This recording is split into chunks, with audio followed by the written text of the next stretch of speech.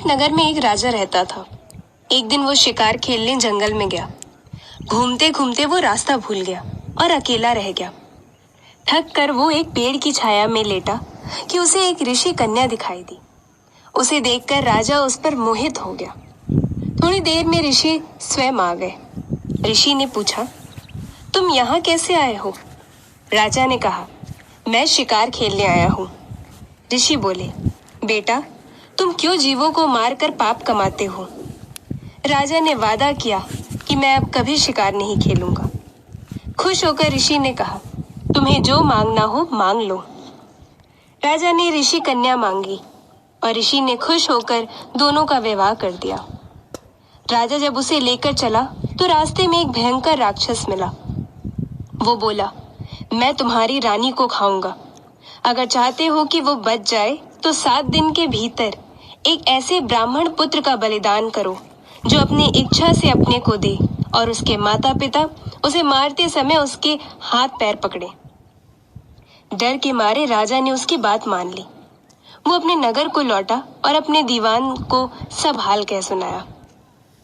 दीवान ने कहा, आप परेशान ना हो, मैं उपाय करता हूँ।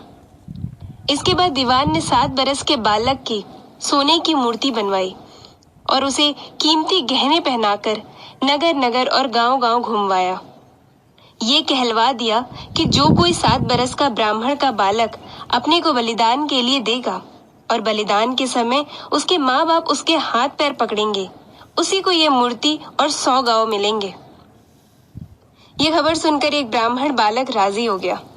उसने माँ बाप से कहा, आपको बहुत से पुत्र मिल जाएंगे। मेरे शरीर से राजा की भलाई होगी और आपकी गरीबी मिट जाएगी। माँ बाप ने नहीं माना, पर बालक ने हट करके उन्हें राजी कर लिया। माँ बाप बालक को लेकर राजा के पास गए। राजा उन्हें लेकर राक्षस के पास गया। राक्षस के सामने माँ बाप ने बालक के हाथ पैर पकड़े और राजा उसे तलवार से मारने को हुआ। उसी समय बालक बड़े जोर से हंस पड़ा। इतना कहकर बेताल बोला, हे राजन, ये बताओ कि वो बालक क्यों हंसा? राजा ने फौरन उत्तर दिया, इसलिए कि डर के समय हर आदमी रक्षा के लिए अपने माँ बाप को पुकारता है।